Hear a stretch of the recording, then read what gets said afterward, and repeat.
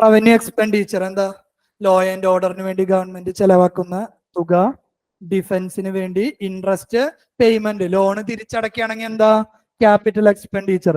Interest അടയ്ക്കുകയാണെങ്കിൽ revenue expenditure. Subsidy കൊടുക്കുന്നത്, welfare payment, pension കൊടുക്കുന്നത്, ഗ്രാൻസ് കൊടുക്കുന്നത്. ഓക്കെ അല്ലേ? ഈ വാക്ക് നമുക്ക് അടുത്ത സ്ലൈഡിൽ കാണാം കേട്ടോ. ഈ വാക്കൊന്ന് കേട്ടിരുന്നോ? Grants for creation of capital asset. എന്താണ് ഇയാളുടെ പ്രത്യേകത എന്ന് പറയാം.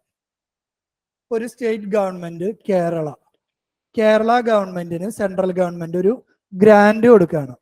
എന്ത് ഈ ഗ്രാന്റും ലോണും തമ്മിലുള്ള വ്യത്യാസം? കേരള ഗവൺമെന്റിന് സെൻട്രൽ ഗവൺമെന്റ് ലോണാണ് കൊടുത്തതെങ്കിൽ ഭാവിയിൽ ആ ലോൺ കേരള ഗവൺമെന്റ് സെന്ററിന് തിരിച്ചടയ്ക്കണം. ഗ്രാന്റ് ആണെങ്കിലോ തിരിച്ചടയ്ക്കണോ? വേണ്ട. ഇപ്പൊ ഗ്രാന്റ് ആണെങ്കിൽ ഒരു സംശയമില്ലാതെ എന്തിന്റെ കീഴിലാണ് വരുന്നത്? Revenue expenditure. പക്ഷെ സെൻട്രൽ ഗവൺമെന്റ് കൊടുത്ത ഗ്രാന്റ് ഉപയോഗിച്ച് കേരള ഗവൺമെന്റ് ഒരു ബ്രിഡ്ജ് അല്ലെങ്കിൽ ഒരു റോഡ് പണിതു എന്ന് വിചാരിക്കുക. ഗ്രാന്റ് കൊടുത്തുന്നത് ഉപയോഗിച്ച് കേരള ഗവൺമെന്റിന് ഇഷ്ടമുള്ള എന്ത് വേണമെങ്കിലും ചെയ്യാലോ. ഓക്കെ ആണോ? കേരള ഗവൺമെന്റിന് ഒരു ഗ്രാന്റ് കൊടുത്തു, സെൻട്രൽ ഗവൺമെന്റിനെ സംബന്ധിച്ചിടത്തോളം അത് റവന്യൂ എക്സ്പെൻഡിച്ചറാണ്. പക്ഷെ കേരള ഗവൺമെന്റ് ബുദ്ധിപൂർവ്വം എന്ത് ചെയ്തു? അത് ഉപയോഗിച്ച് ഒരു റോഡ്, ഏത് സ്റ്റേറ്റ് ഹൈവേ ഡെവലപ്പ് ചെയ്തു, അല്ലെങ്കിൽ ഒരു ഓവർ ബ്രിഡ്ജ് പണിതു, അല്ലെങ്കിൽ മെട്രോ കുറച്ചൊന്ന് എക്സ്റ്റെൻഡ് ചെയ്തു, അങ്ങനെ എന്തെങ്കിലും ഒരു കാര്യം ചെയ്തു. യഥാർത്ഥത്തിൽ ഈ കൊടുത്ത ഗ്രാന്റ് ഉപയോഗിച്ച് അവരെന്താണ് ഉണ്ടാക്കിയിട്ടുള്ള ഒരു അസറ്റ് അല്ല ക്രിയേറ്റ് ചെയ്തിട്ടുള്ള. അപ്പൊ നമ്മൾ ഭാവിയിൽ ബഡ്ജറ്റിന്റെ പല ഡിവിഷൻസ് അല്ലെങ്കിൽ കാറ്റഗറൈസേഷന് ഇയാളെ നമ്മൾ ഒന്നും കൂടി കാണും. ഇവിടെ എന്താണ് ഇതിന്റെ പ്രത്യേകത എന്ന് പറയും? Grants for creation of capital asset. Central ഗവൺമെന്റിന് പ്രത്യേകിച്ച് അസറ്റ് കിട്ടിയിട്ടുണ്ടോ ഇതിന്ന്? സെൻട്രൽ ഗവൺമെന്റ് ഗ്രാന്റ് കൊടുത്തത് കൊണ്ട് സെൻട്രൽ ഗവൺമെന്റിന് എന്തെങ്കിലും കിട്ടിയിട്ടുണ്ടോ? ഇല്ല. പക്ഷെ സ്റ്റേറ്റ് ഗവൺമെന്റ് അത് ഉപയോഗിച്ച് എന്ത് ക്രിയേറ്റ് ചെയ്തു? ഒരു അസറ്റ് ക്രിയേറ്റ് ചെയ്തു. ഇയാളെ മൈൻഡിൽ വെച്ചോളൂ കേട്ടോ, നമുക്ക് ആവശ്യമുണ്ട്. എന്താണ് ക്യാപിറ്റൽ എക്സ്പെൻഡിച്ചർ? ഓരോരുത്തരെയായിട്ട് നോക്ക്. Expenditure on infrastructure. പുതിയൊരു എയർപോർട്ട് സെൻട്രൽ ഗവൺമെന്റ് പണിയാണ്, അല്ലെങ്കിൽ പുതിയൊരു പോർട്ട് ഡെവലപ്പ് ചെയ്യാണ്. എന്താ ക്രിയേറ്റ് ചെയ്യുന്നത്? Asset increases. Repayment of loan തിരിച്ചടച്ചു. എന്താ സംഭവിക്കുന്നത്? Liability. Loans to state government or U T. Grant അല്ല, ലോണാ. ലോൺ എന്ന് പറഞ്ഞു കഴിഞ്ഞാൽ എന്താ? അസറ്റ്. ഇപ്പൊ ക്യാപിറ്റൽ എക്സ്പെൻഡിച്ചർ ക്ലിയർ അല്ലേ? ഒന്നല്ലെങ്കിൽ അസറ്റ് കൂടും, അല്ലെങ്കിൽ ലയബിലിറ്റി കുറയും. വിത്ത് എക്സാമ്പിൾ ക്ലിയർ അല്ലേ എല്ലാവർക്കും? ഇനി നമുക്ക് പലതരത്തിലുള്ള ബഡ്ജറ്റിൽ ഡെഫിസിറ്റ് പറയാം. എന്തേലും ക്ലാരിറ്റി വേണമെങ്കിൽ ചോദിക്കും. ഒരുപാട് തവണ റിപ്പീറ്റ് ചെയ്തോട്ടോ നിങ്ങൾക്ക് മനസ്സിലാക്കാൻ. സാർ, ഇപ്പം ഈ റവന്യൂ റെസീറ്റിന്റെ കാര്യത്തിൽ ടാക്സ് ഗവൺമെന്റിന് കിട്ടുകയാണെങ്കിൽ അതൊരു അസറ്റ് ഫോർമേഷൻ അല്ലേ? അപ്പോ അത് ഈ അസറ്റും ലയബിലിറ്റിയായിട്ട് ബന്ധമില്ലാന്ന് പറയുന്നത് മോളെ, ഒരു മിനിറ്റ്. അസറ്റും റവന്യൂ തമ്മിലുള്ള വ്യത്യാസം ഒന്ന് മനസ്സിലാക്കുക. റവന്യൂ എന്ന് പറഞ്ഞാൽ ഗവൺമെന്റിന് ഒരു വരുമാനം വരുന്നു എന്നുള്ളൂ. ഗവൺമെന്റ് അത് എന്തിലേലും ഇൻവെസ്റ്റ് ചെയ്താലല്ലേ മോളെ അതൊരു അസറ്റ് ആവാ. റവന്യൂ ഇപ്പൊ തനിക്ക് മാസം ഒരു പൈസ ശമ്പളം കിട്ടി. ആ ശമ്പളം ഉപയോഗിച്ച് താൻ അത് എന്തെങ്കിലും ഒരു സാധനം വാങ്ങാ, അല്ലെങ്കിൽ ഏതെങ്കിലും ഒരു ബാങ്കിലിടാ, അല്ലെങ്കിൽ താൻ ഒരു മ്യൂച്വൽ ഫണ്ടിലിടാ, അങ്ങനെ എന്തെങ്കിലും ഇട്ടാലല്ലേ തനിക്ക് അതൊരു അസറ്റ് ആയിട്ട് അത് മാറുള്ളൂ. നമുക്കല്ലാതെ ഇൻവെസ്റ്റ് ചെയ്താലേ അസറ്റ് ആവും. അതെ. നമുക്ക് എന്തെങ്കിലും ഒരു ഇൻകം അതിൽ നിന്ന് ജനറേറ്റ്, തനിക്ക് കിട്ടുന്ന സാലറിയുടെ ഒരു പോർഷനിൽ നിന്ന് തനിക്ക് എക്സ്ട്രാ എന്തെങ്കിലും ഒരു ഇൻകം കിട്ടുകയാണെങ്കിലല്ലേ അത് അസറ്റ് ആവുള്ളൂ. അല്ലെങ്കിൽ അതെന്താ? ജസ്റ്റ് തനിക്കൊരു ഇൻകം, അത്രയല്ലേ ഉള്ളൂ. ആ ഇൻകം എന്ന വാക്കിന് പകരം നമ്മൾ ഉപയോഗിക്കുന്ന വാക്കാണ് എന്ത്? റവന്യൂ. അത് നമ്മൾ എവിടെയെങ്കിലും ഇൻവെസ്റ്റ് ചെയ്യുമ്പോഴോ അത് ഉപയോഗിച്ച് നമ്മൾ എന്തെങ്കിലും വാങ്ങി വെക്കുമ്പോഴാണ് അത് നമുക്ക് എന്താക്കി മാറ്റാൻ പറ്റുള്ളൂ? അസറ്റ് ആക്കി മാറ്റാൻ വേണ്ടി പറ്റുള്ളൂ. നമ്മൾ ഈ ഒരു സ്റ്റേജിൽ എന്താ ചെലവാക്കുന്ന ഭാഗം പറയുന്നില്ല, അതാണ് എക്സ്പെൻഡിച്ചറിൽ പറയുന്നത്. ഇവിടെ നമ്മൾ എന്ത് മാത്രം വരുമാനം വരുന്നു എന്ന് മാത്രമേ പറയുന്നുള്ളൂ. ആ വരുമാനം കൊണ്ട് നമുക്ക് എന്തെങ്കിലും ബാധ്യത ഉണ്ടോ ഇല്ലേ എന്നുള്ളതാണ് ചോദ്യം. ബാധ്യത ഒന്നും ഇല്ലെങ്കിൽ അതിനെ റവന്യൂ റെസിപ്റ്റ് എന്ന് പറയും. നമുക്ക് എന്തെങ്കിലും ബാധ്യതയോ അങ്ങനെ എന്തെങ്കിലും കാര്യങ്ങൾ ഉണ്ടാവുകയാണെങ്കിൽ അതിനെ ക്യാപിറ്റൽ റെസിപ്റ്റ് എന്ന് പറയും. നമ്മൾ ജസ്റ്റ് ഇൻകത്തിനെ കുറിച്ച് മാത്രമേ ഈ ഒരു ഭാഗത്തിൽ പറഞ്ഞിട്ടുള്ളൂ കേട്ടോ. സാർ, അപ്പൊ ഇപ്പം റവന്യൂ എക്സ്പെൻഡിച്ചറിന്റെ കാര്യത്തിൽ ഒരു കൺട്രിക്ക് ഗ്രാന്റ് കൊടുക്കുകയാണെങ്കിൽ അവിടെ ഒരു ലയബിലിറ്റി ഇൻക്രീസ് ചെയ്യുന്നില്ലേ? എവിടെ ലയബിലിറ്റി? അവരത് നമുക്ക് തിരിച്ചു തരുന്നൊന്നുമില്ലല്ലോ. ഇല്ല, അതായത് ലയബിലിറ്റി ടു ദി ഗവൺമെന്റ്. ഇപ്പൊ ഇന്ത്യ നേപ്പാളിന് കൊടുത്താൽ അത് ഇന്ത്യക്ക് മോറൽ ലയബിലിറ്റി അല്ലേ മോളെ? മോറൽ ലയബിലിറ്റി അല്ലേ? എക്കണോമിയിൽ അതെങ്ങനെ ലയബിലിറ്റി ആവാ? നമ്മൾ അവർക്ക് കാശ് കൊടുത്തത് അതൊരു സ്നേഹത്തിന്റെ പുറത്ത് കൊടുക്കുന്നതല്ലേ? അത് മോറൽ ലയബിലിറ്റി അല്ലേ? അതിനർത്ഥം നേപ്പാള് നമുക്ക് ഭാവിയിൽ കാശ് തിരിച്ചു തരുന്നു വല്ല ഉറപ്പുണ്ടോ? ഇല്ല. നമ്മളെന്താണ്, നേപ്പാള് നമ്മുടെ ഒരു നൈബറിങ് സ്റ്റേറ്റ് ആണ്. പാവങ്ങൾക്ക് എന്ത് സംഭവിച്ചു? എർത്ത് സംഭവിച്ചു, കഷ്ടപ്പെട്ട് ദരിദ്രത്തിൽ ഇരിക്കുന്നു. അപ്പൊ നമുക്ക് അവരോട് ഒരു സഹാനുഭൂതി തോന്നി നമ്മൾ അവർക്ക് ഒരു കുറച്ച് പൈസ കൊടുക്കാണ്. നിങ്ങളുടെ അടുത്തുള്ള വലിയൊരു രാജ്യമാണ് ഞങ്ങൾ ഇന്ത്യ, നിങ്ങളുടെ അവസ്ഥയിൽ ഞങ്ങൾക്ക് വിഷമം തോന്നുന്നു, അതുകൊണ്ട് ഞങ്ങൾ കുറച്ച് കാശ് ഒന്ന് സഹായിക്കാം. ഞാൻ അവർക്ക് അത് ലോണ് കൊടുത്തു കഴിഞ്ഞാൽ മോളി പറയണത് ശരിയാ, നേപ്പാളിന് അത് ലയബിലിറ്റി ആണ്, തിരിച്ചു തരണം. ഗ്രാൻഡ് എന്ന് പറഞ്ഞാൽ എന്താ? അവര് എനിക്ക് തിരിച്ചു തരില്ലല്ലോ. നമ്മളൊരു അല്ല, ഇൻ സ്നേഹത്തിന്റെ പുറത്ത് പെർസ്പെക്റ്റീവ് ഗവൺമെന്റ് അത് എങ്ങനെ വരും ലയബിലിറ്റി എന്ന് കൺസിഡർ ചെയ്യാൻ പറ്റും? ഇപ്പം റവന്യൂ ഇവിടെ ലയബിലിറ്റി എന്ന് പറയുന്ന ഒരു കാര്യമില്ല മോളെ, നീ പറയണ മനസ്സിലാക്ക്. ലോണല്ലേ ലയബിലിറ്റി? ലോണല്ലേ? ഇപ്പൊ താൻ തന്റെ ഫ്രണ്ടിന്റെ ഒരു കാശ് ചോദിക്കാണ്, ഓക്കെ അല്ലേ? അത് ഒരു മൊബൈൽ മേടിക്ക് ഒരു 10,000 രൂപ ചോദിച്ചു. അപ്പൊ അയാള് പറയാണ്, ഇത് നീ വെറുതെ കയ്യിൽ വെച്ച, എന്റെ ഒരു സ്നേഹത്തിന് ഞാൻ നിനക്ക് ഈ 10,000 തരാണ്, നീ അതുകൊണ്ട് ഒരു മൊബൈൽ മേടിച്ചോ എന്ന് പറഞ്ഞു, ഓക്കെ അല്ലേ? അപ്പൊ താൻ അത് ഉപയോഗിച്ച് ഒരു മൊബൈൽ വാങ്ങി. ആ 10,000 അപ്പൊ തിരിച്ചു കൊടുക്കണ്ടല്ലോ, അയാൾ എന്ത് തന്നത്? വെറുതെ തന്നതല്ലേ?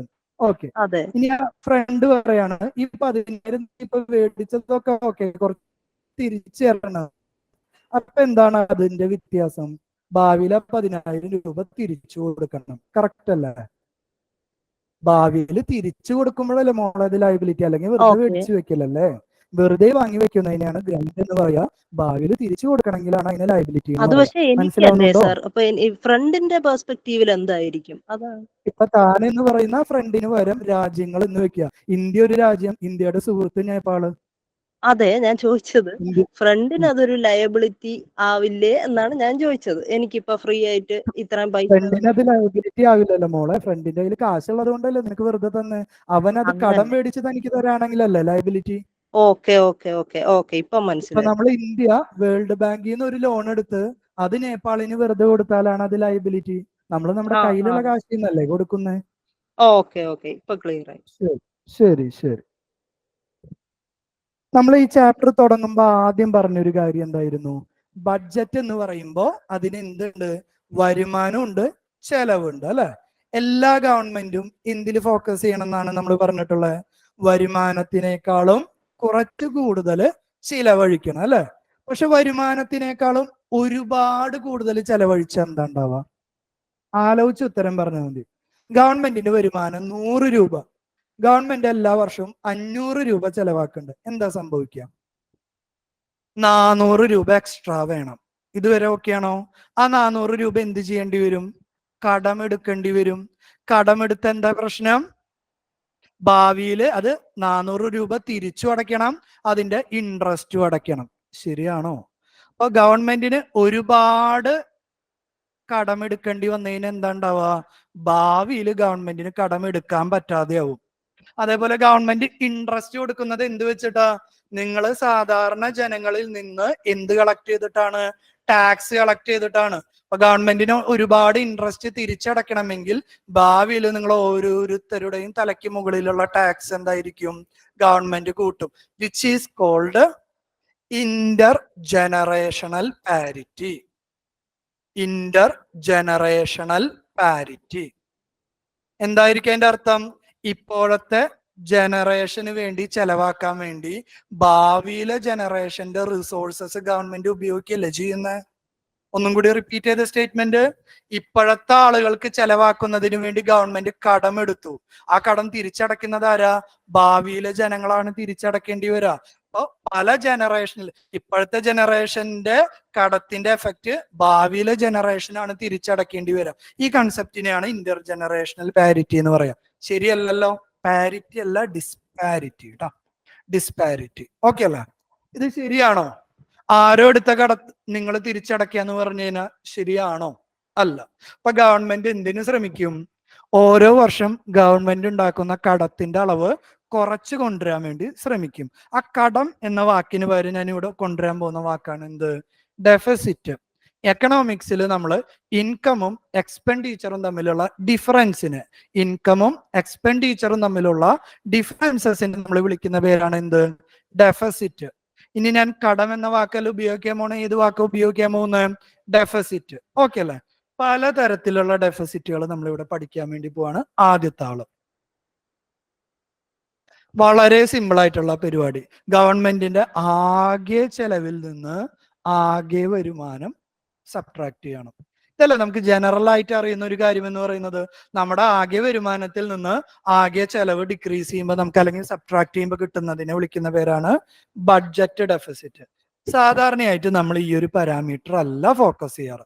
നമ്മൾ കൂടുതലായിട്ട് എക്കണോമിയിൽ നമ്മൾ ഉപയോഗിക്കുന്നത് ഈ പാരാമീറ്റർ. എന്താണ് അതിന് കാരണം എന്ന് ഓരോരോ സ്റ്റെപ്പിൽ പറയാം. റവന്യൂ ഡെഫിസിറ്റും ക്യാപിറ്റൽ ഡെഫിസിറ്റും, അല്ലെങ്കിൽ വേറൊരു തരത്തിൽ നിങ്ങൾ ആലോചിച്ച് പറയും, റവന്യൂ എക്സ്പെൻഡിച്ചർ, ക്യാപിറ്റൽ എക്സ്പെൻഡിച്ചർ, ഇതിൽ ഏത് എക്സ്പെൻഡിച്ചർ ആണ് നല്ലൊരു എക്സ്പെൻഡിച്ചർ? ഇപ്പൊ ഗവൺമെന്റിന് ഒരു 100 രൂപ തന്നു, ആ 100 രൂപ വരുമാനം ഉണ്ട്, ആ 100 രൂപ ക്യാപിറ്റൽ എക്സ്പെൻഡിച്ചർ ആയിട്ട് ചെയ്യുന്നതാണോ റവന്യൂ എക്സ്പെൻഡിച്ചർ ആയിട്ട് ചെയ്യുന്നതാണോ ഗവൺമെന്റിന് നല്ലത്, അല്ലെങ്കിൽ സൊസൈറ്റിക്ക് നല്ലത്, അല്ലെങ്കിൽ എക്കണോമിക്ക് നല്ലത്? ആലോചിച്ച് ഉത്തരം പറയും. അതിൽ നിന്ന് ഇതിലേക്ക് വരാം. റവന്യൂ എക്സ്പെൻഡിച്ചർ എന്ന് പറയുമ്പോൾ ചെലവാക്കി കഴിഞ്ഞാൽ വല്ല അസറ്റ് ഉണ്ടാക്കണ്ട. എക്കണോമിക്ക് എന്ത് വേണം? അസറ്റ് വേണം. റോഡ് വേണം, എയർപോർട്ട് വേണം, ഹൈവേ വേണം, ലോജിസ്റ്റിക്സ് വേണം, പ്ലെയിൻ വേണം, ട്രെയിൻ വേണം. ഇതൊക്കെ ഉണ്ടെങ്കിലല്ലേ എക്കണോമി വർക്ക് ചെയ്യുള്ളൂ. എക്കണോമിക്ക് എപ്പോഴും വേണ്ടത് എന്താ? അസറ്റ് ആണ് വേണ്ടത്. അസറ്റ് ക്രിയേറ്റ് ചെയ്യണമെങ്കിൽ ഗവൺമെന്റിന് കിട്ടുന്ന വരുമാനം ഏത് തരം എക്സ്പെൻഡിച്ചർ ആയിട്ട് ചെലവഴിക്കണം? ക്യാപിറ്റൽ എക്സ്പെൻഡിച്ചർ ആക്കണം. റവന്യൂ എക്സ്പെൻഡിച്ചർ കൂടിയാലുള്ള പ്രശ്നം എന്താ? റവന്യൂ എക്സ്പെൻഡിച്ചർ ഗവൺമെന്റ് എടുത്ത ലോണിനുള്ള ഇൻട്രസ്റ്റ്, എനിക്ക് തരുന്ന സാലറി, വിദേശ രാജ്യങ്ങൾക്ക് കൊടുക്കുന്ന ഗ്രാന്റുകൾ, ശരിയല്ല? ഇതൊക്കെയല്ലേ നമ്മുടെ റവന്യൂ എക്സ്പെൻഡിച്ചർ എന്ന് പറഞ്ഞ. ഈ ഒറ്റ എക്സ്പെൻഡിച്ചറിൽ എന്ത് ക്രിയേറ്റ് ചെയ്യുന്നില്ല? അസറ്റ് ക്രിയേറ്റ് ചെയ്യുന്നില്ല, ശരിയല്ലേ? അസറ്റ് ക്രിയേറ്റ് ചെയ്താലാണ് എക്കണോമിയിൽ എന്ത് നടക്കുള്ളൂ? പ്രൊഡക്ഷൻ. അസറ്റിന്റെ വേറൊരു വാക്ക് എന്താ? ഇൻവെസ്റ്റ്മെന്റ്, അല്ലെ? അസറ്റിന്റെ വേറൊരു വാക്ക് ഇൻവെസ്റ്റ്മെന്റ്. ഇൻവെസ്റ്റ്മെന്റ് ഉണ്ടെങ്കിലല്ലേ എക്കണോമിയിൽ പ്രൊഡക്ഷൻ നടക്കുള്ളൂ. പ്രൊഡക്ഷൻ നടന്നാലല്ലേ ആളുകൾക്ക് ജോലി കിട്ടുള്ളൂ. അപ്പൊ ഗവൺമെന്റ് എപ്പോഴും ഏത് തരം എക്സ്പെൻഡിച്ചറിന് ഇമ്പോർട്ടൻസ് കൊടുക്കണം? ക്യാപിറ്റൽ എക്സ്പെൻഡിച്ചറിന്. എന്ത് കുറയ്ക്കണം? റവന്യൂ എക്സ്പെൻഡിച്ചർ കുറയ്ക്കണം. ദാറ്റ് ഈസ് റവന്യൂ ഡെഫിസിറ്റ് എന്ന് പറയുന്നത് സീറോ ആക്കലാണ് ഗവൺമെന്റിന്റെ എപ്പോഴും ഉദ്ദേശം എന്ന് പറയുന്നത്. ഗവൺമെന്റിന്റെ ടോട്ടൽ ഡെപ്റ്റ് നിങ്ങൾ ആലോചിച്ച് നോക്കിയേ. ഗവൺമെന്റിന്റെ ടോട്ടൽ എക്സ്പെൻഡിച്ചർ എടുത്തു എന്ന് വിചാരിക്കും. അതിൽ ഏതൊക്കെ ഉണ്ടായിരിക്കും? റവന്യൂ എക്സ്പെൻഡിച്ചർ ഉണ്ടാവും, ക്യാപിറ്റൽ എക്സ്പെൻഡിച്ചർ ഉണ്ടാക്കും. ഈ ഒരു ടൈമിന് സീറോ ആക്കി മാറ്റി കഴിഞ്ഞാൽ എന്താ അഡ്വാൻറ്റേജ്? ഗവൺമെന്റ് ഇപ്പോ ഈ എക്സ്പെൻഡിച്ചർ എന്ന് പറയുന്നത് എന്താ? ഗവൺമെന്റ് ലോൺ എടുക്കുന്നത് അല്ലെങ്കിൽ ഗവൺമെന്റ് ഡെപ്റ്റ് എടുക്കുന്നതല്ലേ ഈ പറയുന്ന ബാക്കി എക്സ്പെൻഡിച്ചർ എന്ന് പറയുന്നത്. ആ ലോൺ എടുക്കുന്നത് എന്ത് ക്രിയേറ്റ് ചെയ്യാൻ വേണ്ടി മാത്രമായിരിക്കും? ലോൺ എടുത്ത് അസറ്റ് ഉണ്ടാക്കുന്നതിൽ തെറ്റില്ലല്ലോ. എന്താ കാരണം? ആ റോഡ് അല്ലെങ്കിൽ ബ്രിഡ്ജ് അല്ലെങ്കിൽ എയർപോർട്ട് ഭാവിയിൽ എക്കണോമിക് ആക്ടിവിറ്റിയെ ഇംപ്രൂവ് ചെയ്യും. എക്കണോമിക് ആക്ടിവിറ്റി ഇംപ്രൂവ് ചെയ്തതിന് ഗവൺമെന്റിലേക്ക് എന്ത് കിട്ടും? റെസീപ്റ്റ് അല്ലെങ്കിൽ റവന്യൂ വരും. ഫോർ എക്സാമ്പിൾ, ഒരു എയർപോർട്ട് ക്രിയേറ്റ് ചെയ്തു. എയർപോർട്ട് ഉണ്ടായി കഴിഞ്ഞാൽ അതിന് ചുറ്റും കുറെ ഡെവലപ്മെന്റ്സും കമ്പനികൾ വരില്ലേ? ആ കമ്പനികളൊക്കെ ഗവൺമെന്റിലേക്ക് എന്തടയ്ക്കും? കോർപ്പറേറ്റ് ടാക്സ് അടയ്ക്കും. അവിടെയൊക്കെ വർക്ക് ചെയ്യുന്ന ആളുകൾ ഗവൺമെന്റിലേക്ക് എന്തടയ്ക്കും? ഇൻകം ടാക്സ് അടയ്ക്കും. പുതിയ പ്ലെയിൻ വന്നു, കാര്യങ്ങൾ വന്നു, എയർ ട്രാവൽ ചെയ്യുമ്പോൾ അതിൽ എന്തുണ്ടായിരിക്കും? പലതരത്തിലുള്ള ഇൻഡയറക്റ്റ് ടാക്സുകൾ ഉണ്ടാവും. മൊത്തത്തിൽ ആ ഒരു എയർപോർട്ട് വന്ന ഗവൺമെന്റിന് പലതരത്തിൽ എന്ത് വരും? റവന്യൂ വരും. മറിച്ച് ഗവൺമെന്റ് കടമെടുക്കുന്ന കാശ് റവന്യൂ എക്സ്പെൻഡിച്ചറിന് ചെലവാക്കിയാലോ എന്താ സംഭവിക്കുക? പ്രത്യേകിച്ച് അസറ്റ് ഒന്നും ക്രിയേറ്റ് ചെയ്യില്ല. ദാറ്റ് ഈസ് ഭാവിയിൽ ഗവൺമെന്റിന് പ്രത്യേകിച്ച് വരുമാനമൊന്നും വരില്ല. പക്ഷെ എന്താ? ഈ എടുത്ത കടത്തിന് ഗവൺമെന്റ് എന്ത് അടച്ചുകൊണ്ടിരിക്കണം? ഇൻട്രസ്റ്റ് അടച്ചുകൊണ്ടിരിക്കണം. ഗവൺമെന്റിന് ലയബിലിറ്റി അല്ല അവസാനം ഉണ്ടാവുക. പ്രത്യേകിച്ച് ഗുണമൊന്നും ഇല്ലല്ലോ. എല്ലാ ഗവൺമെന്റിന്റെ ഉദ്ദേശം എന്ന് പറയുന്നത് എന്താ? ഈ റവന്യൂ എക്സ്പെൻഡിച്ചർ മാക്സിമം കുറയ്ക്കണം. എന്ത് മാക്സിമം കൂട്ടുക? ക്യാപിറ്റൽ എക്സ്പെൻഡിച്ചർ കൂട്ടുക. അതിനു വേണ്ടി അവർ രണ്ട് പുതിയ ടൈമുകൾ പഠിപ്പിക്കാൻ പോകുന്നതാണ്. ഒന്ന്, റവന്യൂ ഡെഫിസിറ്റ്. എന്തായിരിക്കും revenue deficit? Budget deficit total expenditure minus total receipt ആണെങ്കിൽ റവന്യൂ ഡെഫിസിറ്റ് എന്തായിരിക്കും? Revenue expenditure minus revenue receipt. Revenue expenditure minus revenue receipt. ഇതും കൂടി പറഞ്ഞിട്ട് നമുക്ക് ബ്രേക്ക് എടുക്കാം. എന്തായിരിക്കും എഫക്റ്റീവ് റവന്യൂ ഡെഫിസിറ്റ്? ഞാനൊരു ടൈം നിങ്ങളെ പരിചയപ്പെടുത്തിയിട്ടുണ്ടായിരുന്നു. റവന്യൂ എക്സ്പെൻഡിച്ചറിൽ എന്തായിരുന്നു? Grants for creation of capital asset അല്ലെ. ഈ റവന്യൂ എക്സ്പെൻഡിച്ചർ നമ്മൾ നോക്കിക്കഴിഞ്ഞാൽ നമുക്കൊരു കാര്യം അറിയാം. റവന്യൂ എക്സ്പെൻഡിച്ചർ എന്ന് പറഞ്ഞാൽ ഒരു ഗുണമില്ലാത്ത ചെലവാണ്, ശരിയല്ലേ? പക്ഷെ അതിൽ കുറച്ച് പൈസ എന്തിനു വേണ്ടി സ്റ്റേറ്റ് ഗവൺമെന്റ് ഉപയോഗിക്കാറുണ്ട്? അസറ്റ് ക്രിയേറ്റ് ചെയ്യാൻ ഉപയോഗിക്കാറുണ്ട്. നോക്കിയേ, ഈ റവന്യൂ ഡെഫിസിറ്റിൽ നിന്ന് grants for creation of capital asset minus ചെയ്താലാണ് എന്ത് കിട്ടാം? Effective revenue deficit. I repeat, revenue ഡെഫിസിറ്റിന് വിളിക്കുന്ന പേരാണ് കൺസെപ്ഷൻ. ഗവൺമെന്റ് എംപ്ലോയിക്ക് സാലറീസ് കൊടുക്കുന്ന കാശാണ്, നിങ്ങൾക്ക് സ്കോളർഷിപ്പ് തരുന്ന കാശാണ്, ഇൻട്രസ്റ്റ് പേയ്മെന്റ് അടയ്ക്കുന്ന കാശാണ്, ഓൾഡ് ഏജ് പെൻഷൻ കൊടുക്കുന്ന കാശാണ്, ഗ്രാന്റ് കൊടുക്കുന്ന കാശാണ്. അസറ്റ് ഒന്നും ക്രിയേറ്റ് ചെയ്യുന്നില്ല. കറക്റ്റ് അല്ലേ? പക്ഷെ ഇത് വളരെ ശരിയാണോ? ഈ ഡെഫിസിറ്റിൽ കുറച്ച് പൈസ എന്ത് ഉപയോഗിക്കുന്നുണ്ട്? ക്യാപിറ്റൽ. ചില ഗ്രാന്റുകൾ ക്യാപിറ്റൽ ക്രിയേറ്റ് ചെയ്യാൻ അല്ലെങ്കിൽ എന്തിന്? ഇൻഫ്രാസ്ട്രക്ചർ ക്രിയേറ്റ് ചെയ്യാൻ ഉപയോഗിക്കുന്നുണ്ട്. ഈ റവന്യൂ ഡെഫിസിറ്റിൽ നിന്ന് ക്രിയേഷൻ ഓഫ് ക്യാപിറ്റൽ അസറ്റിന്റെ ഗ്രാന്റ് മൈനസ് ചെയ്യുമ്പോൾ കിട്ടുന്നതാണ് എന്ത്? Effective revenue deficit. ക്ലിയർ അല്ലേ? ഓരോ ടൈമിന് റെലവൻസ് ഉണ്ട്. രണ്ടും തമ്മിലുള്ള വ്യത്യാസം എന്താ? റവന്യൂ ഡെഫിസിറ്റിന്റെ ഉള്ളിലും ഓൾറെഡി എന്തുണ്ട്? കുറച്ച് പൈസ ക്യാപിറ്റൽ ഉണ്ടാക്കാൻ വേണ്ടി കൊടുത്തതുണ്ട്. ആ ക്യാപിറ്റൽ ഉണ്ടാക്കാനുള്ള പൈസ റവന്യൂ ഡെഫിസിറ്റിൽ നിന്ന് കുറയ്ക്കുന്നതാണ് എഫക്റ്റീവ് റവന്യൂ ഡെഫിസിറ്റ്. ഇവിടെ നിർത്താം. ബ്രേക്കിന് ശേഷം ഫിസിക്കൽ ഡെഫിസിറ്റ് എടുക്കാം കേട്ടോ. ഓക്കെ അല്ലേ? ഇത് എടുത്തതിന് ശേഷം ക്വസ്റ്റ്യൻസ് ഞാൻ അഡ്രസ് ചെയ്യാം കേട്ടോ. സാർ, ആ ബഡ്ജറ്റ് പാസേജ് ഒന്ന് മെൻഷൻ ചെയ്തു പോവാമോ? ഓൺലൈൻ ഉള്ളവർക്ക് അതൊന്ന് മിസ്സായി പോയി. അത് പോളിറ്റിയിൽ എടുക്കും മോളെ. പോളിറ്റിയിലെ ടോപ്പിക്കാ, ഞാൻ ജസ്റ്റ് എടുത്തു എന്നുള്ളൂ. പോളിറ്റിയിലുണ്ട് കേട്ടോ അത്, പാർലമെന്റ് എന്ന് പറയുന്ന ചാപ്റ്ററിൽ. ഗവൺമെന്റിനെ സംബന്ധിച്ച് റവന്യൂ റെസീറ്റും ക്യാപിറ്റൽ എക്സ്പെൻഡിച്ചറും പോസിറ്റീവ് ആണെന്നും ക്യാപിറ്റൽ റെസീറ്റും റവന്യൂ എക്സ്പെൻഡിച്ചറും നെഗറ്റീവ് ആണെന്നും പറയുന്നതിൽ തെറ്റുണ്ടോ? അത് പറയുന്നത് തെറ്റാണല്ലോ. കാരണം റവന്യൂ റെസിപ്റ്റ് പോസിറ്റീവ് എന്ന് പറയുന്നതിൽ ഒരു കൺസെപ്റ്റ് ഇല്ല മോളെ. റവന്യൂ റെസിപ്റ്റ് പോസിറ്റീവും ക്യാപിറ്റൽ എക്സ്പെൻഡിച്ചർ പോസിറ്റീവ് എന്നല്ല. നമ്മൾ റവന്യൂ പാർട്ടിലും ക്യാപിറ്റൽ പാർട്ടും നമ്മൾ എടുത്തു കഴിഞ്ഞു കഴിഞ്ഞാൽ നമ്മൾ ആ പൈസ വരുന്നത് എങ്ങനെ എഫക്റ്റീവ്ലി യൂട്ടിലൈസ് ചെയ്യുന്നു എന്നതിലാണ് കാര്യം. ഞാനൊരു എക്സാമ്പിൾ പറയാം. ഇപ്പൊ ഗവൺമെന്റ് റവന്യൂ റെസിപ്റ്റിൽ മാത്രം ഫോക്കസ് ചെയ്തു എന്ന് വിചാരിക്കുമോള്. റവന്യൂ റെസിപ്റ്റിന്റെ ഉള്ളിലുള്ളത് ടാക്സസ് അല്ലേ? റവന്യൂ റെസിപ്റ്റിൽ പ്രധാനമായിട്ടുള്ളത് ടാക്സ് അല്ലേ? ഓക്കെ ആണോ ഈ പറഞ്ഞ പോയിന്റ്?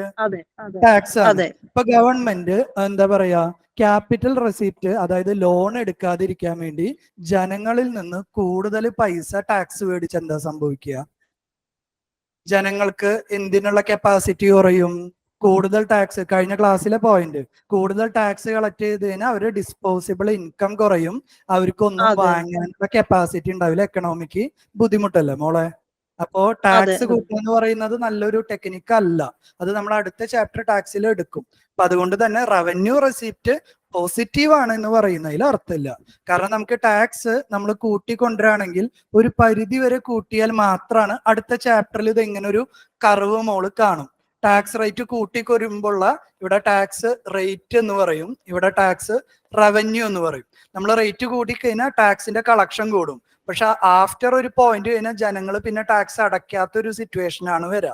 ഇതിനെ ലാഫേഴ്സ് കർവ് എന്നൊക്കെ പറയും. മനസ്സിലാവുന്നുണ്ടോ?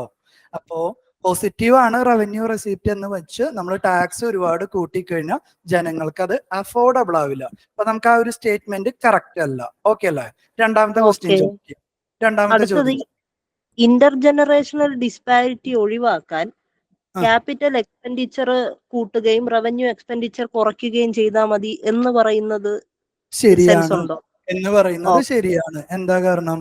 റവന്യൂ എക്സ്പെൻഡിച്ചർ കൂട്ടിക്കഴിഞ്ഞാൽ പ്രസന്റ് ജനറേഷൻ ഗുണമില്ല, കമ്മിങ് ജനറേഷന് യാതൊരു ഗുണവുമില്ല. ക്യാപിറ്റൽ എക്സ്പെൻഡിച്ചർ കൂട്ടിയാൽ എന്താ? ഗവൺമെന്റ് അസറ്റ് ക്രിയേറ്റ് ചെയ്യതാണ്. ആ അസറ്റ് എന്ന് പറയും, ഇപ്പൊ ഒരു എയർപോർട്ട് ഉണ്ടാക്കിയിട്ട് കഴിഞ്ഞാൽ പ്രസന്റ് ജനറേഷനും യൂസ്ഫുൾ ആണ്, കമ്മിങ് ജനറേഷനും യൂസ്ഫുൾ ആണ്. അപ്പൊ ആ പറഞ്ഞ സ്റ്റേറ്റ്മെന്റ് വാലിഡ് ആണ്. ഗവൺമെന്റിന്റെ ഉദ്ദേശം എന്ന് പറയുന്നത് അത് തന്നെയാണ്. നമ്മൾ ഫർദർ ടോപ്പിക്കുകളിൽ ഡിസ്കസ് ചെയ്യും. ഗവൺമെന്റിന്റെ ഇന്റൻഷൻ എന്ന് പറയുന്നത് റവന്യൂ എക്സ്പെൻഡിച്ചർ മാക്സിമം കുറച്ച് ക്യാപിറ്റൽ എക്സ്പെൻഡിച്ചർ കൂട്ടുക എന്നതാണ് ഗവൺമെന്റിന്റെ ഉദ്ദേശം അല്ലെങ്കിൽ ഒബ്ജക്റ്റീവ് എന്ന് പറയുന്നത്. ഓക്കെ അല്ലേ? ക്ലിയർ.